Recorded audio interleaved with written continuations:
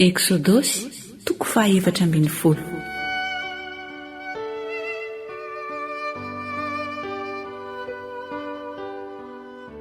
Ary Jehova niteny tamin'i Mosesy ka nanao hoe: lazao amin'ny zanak'Israely mba hivily izy ka hitoby eo akaikin'ny Pi-hahirota, eo anelanelan'ny Migdola sy ny ranomasina, eo akaikin'ny Balazefona.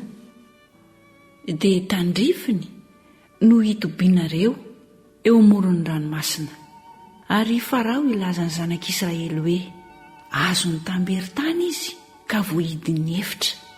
Dia hanamafy ny fony Farao ka hanenjika anareo izy, dia hankalazaina noho ny ataoko amin'ny Farao sy amin'ny miaramila ny rehetra, ka ho fantatry ny Egiptianina fa izany Jehova, dia nataony zanak'Israely izany.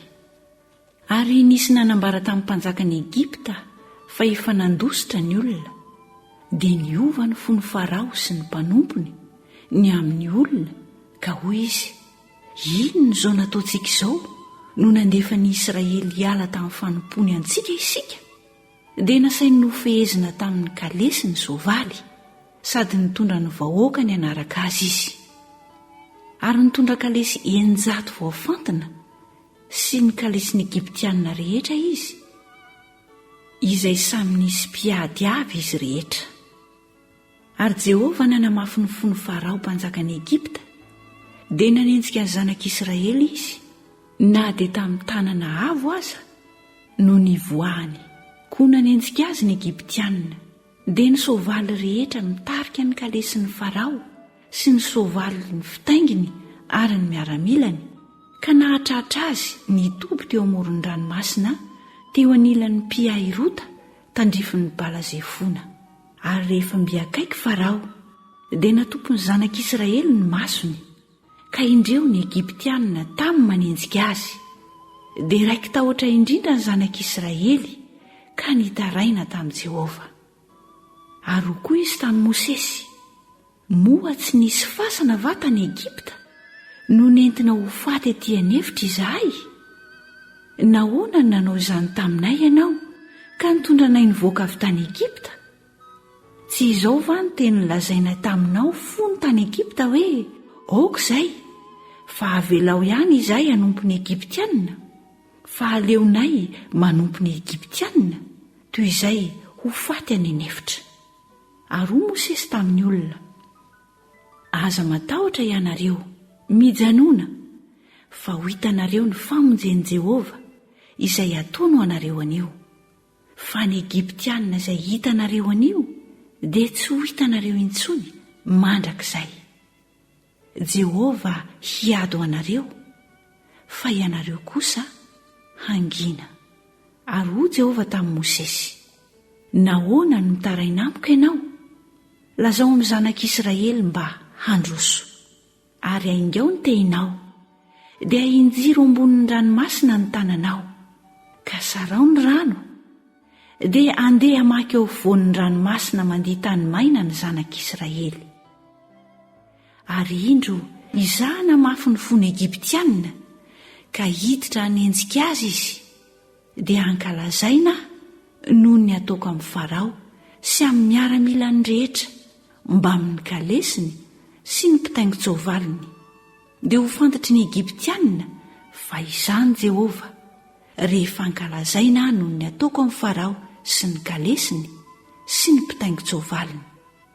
Ary ilay anjelin'Andriamanitra izay nandeha teo alohan'ny tobin'ny Israely, dia nifindra ka nankeo aoriany.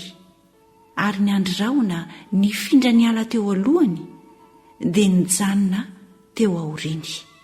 Ka tonga teo anelanelan'ny tobin'ny Egiptianina sy ny tobin'ny Israely, dia teo ihany ny rahona sy ny fahamaizinana, nefa nampahazava ny alina kosa, ka dia tsy nifanantona izy rotota mandritra ny alina. Dia nahintsitra Mosesy teo ambonin'ny ranomasina ny tanany, ary rivotra mahery avy any antsinanana no nampisavan'i Jehova ny ranomasina mandritra iny alina iny, ka nataony tany maina ny ranomasina, ary dia voasaraka ny rano. dia nandeha teo vonin-dranomasina nandiha ny tany maina ny zanak'Israely, ary ny rano dia tonga fefo azy teo amin'ny ankavanany sy teo amin'ny ankaviany. Dia nanenjika azy ny Egiptianina ka niditra nanaraka azy teo afovoan'ny ranomasina. Dia ny soavaly ny Farao rehetra sy ny kalesiny ary ny mpitaingon-tsovaliny. Ary tamin'ny fiambenana maraina dia nijery ny tobiny Egiptianina teo amin'ny andriafo sy ny rahona Jehova, ka nampifanariitaka ny tobiny Egiptianina, ary nanala ny kodian'ny kalesiny izy ka nampahasarotra ny nandehanany. Dia hoy ny Egiptianina, aoka handositra ny tavan'i Israely isika, fa Jehova no miady amin'ny Egiptianina ho an'ireo. Ary hoy Jehova tamin'i Mosesy, ahinjy ireo ambonin'ny ranomasina ny tananao mba hikatona ny rano amin'ny Egiptianina mba amin'ny kalesiny sy ny mpitaingon-tsovaliny.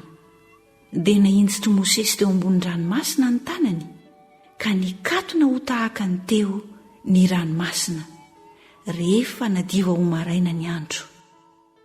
Ary ny Egiptianina nandositra, kanjo nitsena ny rano ihany izy. Dia nariany Jehova teo afovoan'ny ranomasina ny Egiptianina. Ary dia nikatona ny rano ka nanarona ny kalesy sy ny mpitaingon-tsovaly. Dia ny miaramila ny Farao rehetra izay niditra teo amin'ny ranomasina nanenjika ny zanak'Israely, koa tsy nisy niangana na dia iray akory aza. Fa ny zanak'Israely kosa nandeha tamin'ny tany maina teo afovoan'ny ranomasina. Ary ny rano dia tonga fefo azy teo amin'ny ankavanany sy teo amin'ny ankaviany. Izany no namonjen'i Jehova ny Israely tamin'izany andro izany, mba tsy ho azon'ny Egiptianina. Ary hitan'ny Israely teny amoron'ny ranomasina ny fatin'ny Egiptianina.